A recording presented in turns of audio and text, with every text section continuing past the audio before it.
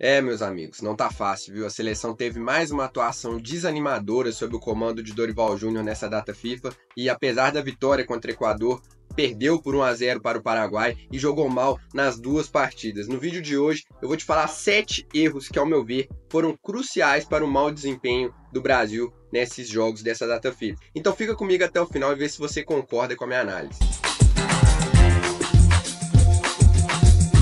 Bom, vou tentar sair um pouco aqui do que todo mundo já falou e todo mundo já sabe. Não vai ser uma análise específica de cada jogo, como eu vinha fazendo, para tentar ser um pouco mais específico, o que tem atrapalhado a seleção de fato nesses jogos contra Paraguai e Equador. E aí também eu vou deixar um pouco a Copa América de fora, porque eu já fiz vídeo sobre isso, tá aqui no canal se você quiser ver. Então vamos lá. Para mim, o erro número 1 e que tem prejudicado muito a seleção brasileira é a falta de ultrapassagens no ataque. Ou seja, o que eu quero dizer com isso? O Brasil tem a bola e aí os jogadores, ao invés de correrem para tentar algum espaço, algum passe, infiltração, eles ficam parados. Eles encostam no jogador que tem a bola, tentam tabelar, mas soltam infiltração. A gente não vê o Vini Júnior fazer uma vez isso, ele sempre espera a bola no pé, por exemplo. E isso eu não sei se é uma falta de orientação do Dorival. Algumas vezes a gente vê os laterais fazendo esse tipo de movimentação, mas é algo que acontece muito pouco na seleção brasileira. O próprio Endrick, que faz isso muito bem, quase não teve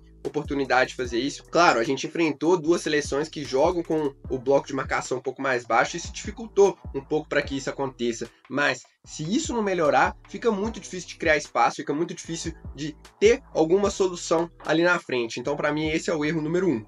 Erro número 2, o posicionamento dos laterais.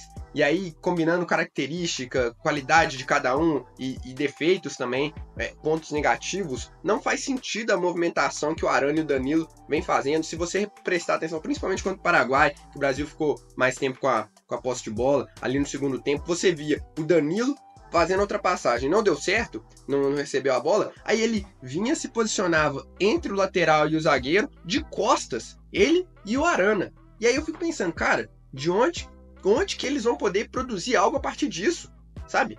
Sendo que esse jogador precisa ser um cara, por exemplo, o Rodrigo, um cara mais rápido, que vira, que consegue girar, ou então um cara que consegue fazer o pivô, entende? Então você coloca os seus laterais. Primeiro, um que é de mais construção, Danilo. E aí eu nem tô falando pro Danilo não atacar, reparem nisso. O Danilo pode atacar, inclusive eu senti falta disso.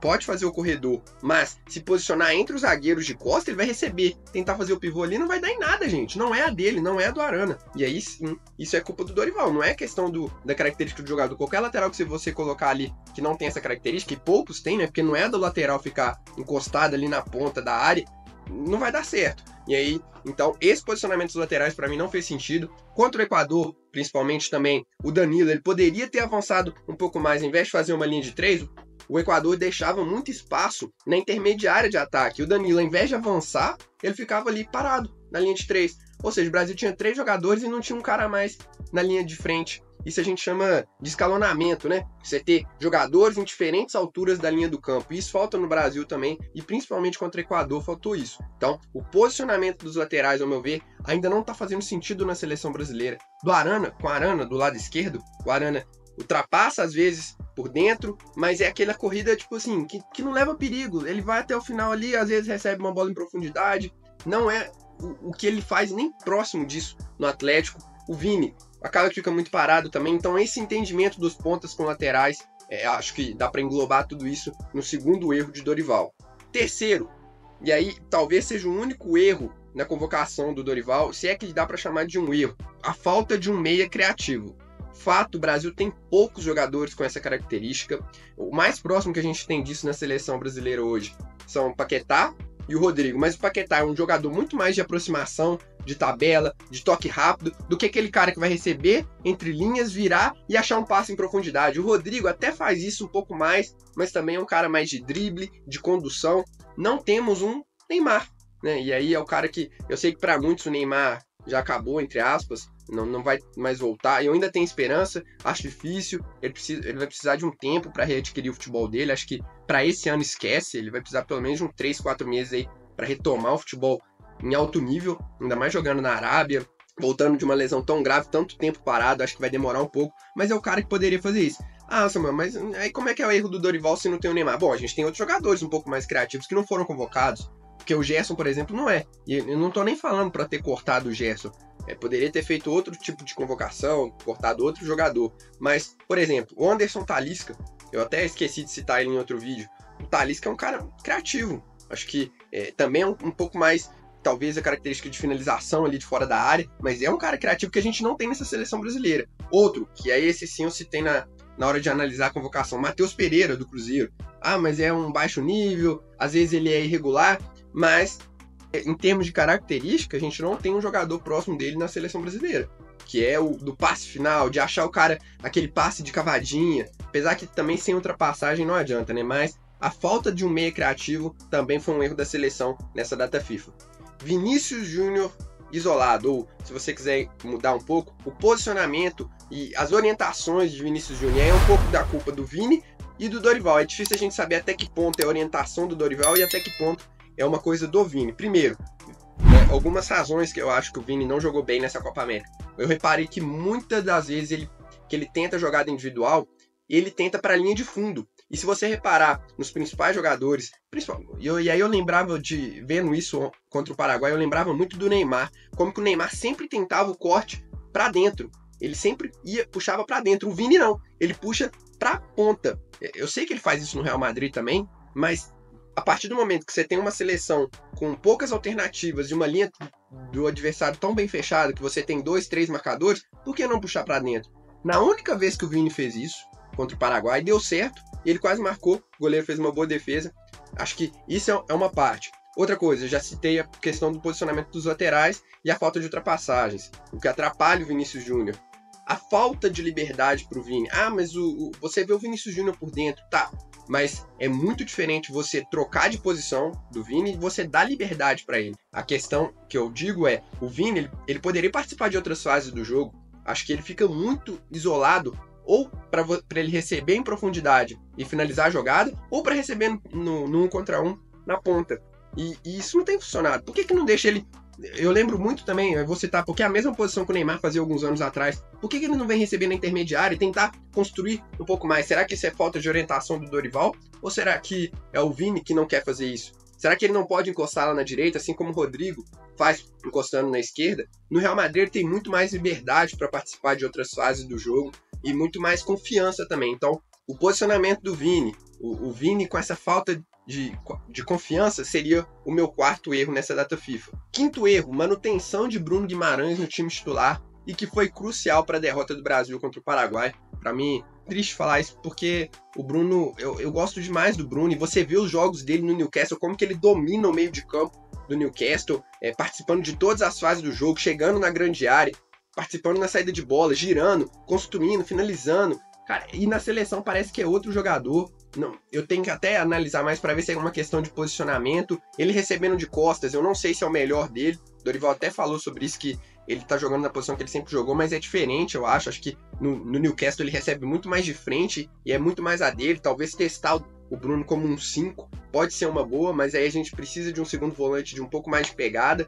Então é um pouco complicada essa questão. Talvez o João Gomes inverter os papéis ali, o Bruno com um papel mais protagonista na saída de bola, pode ser que seja uma boa, mas a partir do momento que ele teve uma atuação tão ruim contra o Equador, não fazia sentido manter ele contra o Paraguai. Eu teria recuado o Paquetá e já deixado o Rodrigo como meio, coisa que ele fez no segundo tempo.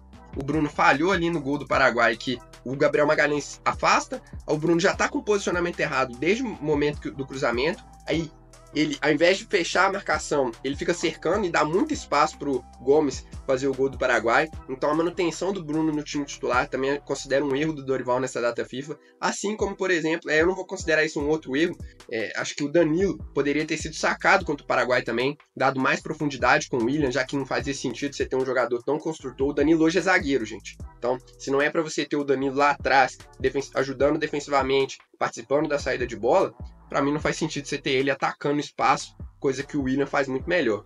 Sexto erro, medo de perder. E aí eu falei muito sobre isso contra o Equador e que vai influenciar também no próximo erro. O Brasil tá ganhando de 1-0 do Equador e recua as linhas por medo de perder, gente. Por medo de não se classificar para a Copa do Mundo. Assim, é inacreditável o Brasil ter medo de não se classificar para a próxima Copa do Mundo. Ah, mas o resultado que importa. Não, gente, o processo que importa. o modelo de jogo, testar, fazer testes. O Brasil, se não ficar de 7, de 10, gente, pelo amor de Deus, não tem essa possibilidade. Acho quase impossível, né? Então, por ter essa quantidade de vagas, eu acho que o medo de perder tem prejudicado a seleção brasileira. Não foi o caso contra o Equador, não foi o caso contra o Paraguai, foi muito mais contra o Equador, mas é algo que tem prejudicado a seleção brasileira. E esse medo de perder também tem muito a ver com as críticas que a imprensa faz, que os torcedores fazem. Eu acho que isso entra muito na cabeça dos jogadores, que inconscientemente eles ficam assim, pô, a gente não pode perder, a gente não pode perder. Eles acham que o resultado vai trazer todo mundo para perto deles, ou vai trazer essa proximidade maior com o torcedor, com a imprensa. E não é isso, cara. A gente, eu falo como um todo, não quer saber se ganhou de 1-0. Tanto é que eu fazendo vídeo contra o Equador mal lembrava que o Brasil tinha vencido. E eu acho que a maioria foi assim, falando sobre o jogo. Pô, o Brasil ganhou do Equador, mas a impressão não foi essa, porque a gente sempre espera mais da seleção brasileira. E para fechar, o 7º erro, e aí não sei se dá para chamar até de erro, mas uma coisa que atrapalhou muito a seleção brasileira, e aí já uma questão um pouco mais individual. O nervosismo dos jogadores. Contra o Paraguai ficou nítido, principalmente o Vinícius Júnior, o Paquetá, como os jogadores estavam nervosos dentro de campo, e aí, mais uma vez, o medo de perder, como que isso atrapalhava o desempenho dos jogadores. E aí você tem também atletas muito jovens, que a maioria ali não disputou a Copa do Mundo. Só para vocês terem ideia, eu até anotei que de todos os jogadores que entraram em campo de linha contra o Paraguai, só 6 disputaram a última Copa do Mundo. Danilo, Marquinhos, Paquetá, Bruno Guimarães, Vini e Rodrigo. Ou seja, é uma geração totalmente nova, sem uma referência técnica e de liderança, talvez. Você vê os principais jogadores da última Copa, Casemiro, Neymar, eles já não estão mais na seleção brasileira. Thiago Silva, o próprio Marcelo, que não faz mais sentido estar, mas só para citar alguns jogadores que deixaram a seleção brasileira desde a última Copa, e isso faz muita diferença, cara. Na hora que você tá lidando num momento de pressão, você tem alguém olhando, você olha pro lado que sabe, que já passou por isso, que vai chamar responsabilidade, isso faz muita diferença. Não que eles não tenham que assumir o protagonismo, o Rodrigo, o Vini já são astros mundiais, já são os craques do Real Madrid e poderiam fazer isso, mas o nervosismo tem atrapalhado muito o desempenho desses caras na seleção brasileira. E para concluir então, gente, o que tem de mais de errado assim na seleção brasileira? Muitos falando, o time não presta, o Vinícius Júnior não é isso tudo. Cara, pra mim o problema não é geração e tá longe de ser, assim, os jogadores que a gente tem é isso mesmo, e nem escalação também. Eu citei o Bruno como um exemplo dessa data FIFA, mas a escalação você vai trocar ali, algumas peças podem até fazer diferença, os convocados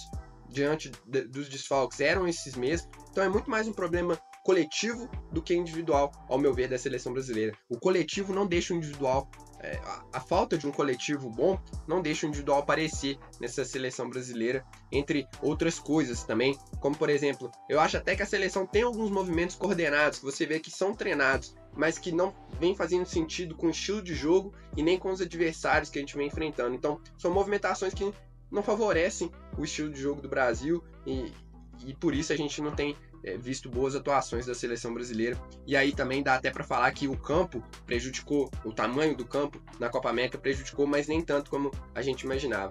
Quero saber sua opinião, deixa aí nos comentários o que você mais vê de errado nessa seleção do Dorival, o que você mudaria, o que você gostaria de ver de diferente. Se você curtiu o vídeo, deixe seu like que ajuda muito no crescimento aqui do meu canal. E se você é novo por aqui, se inscreva para receber mais conteúdo sobre a seleção brasileira. Um abraço e até a próxima.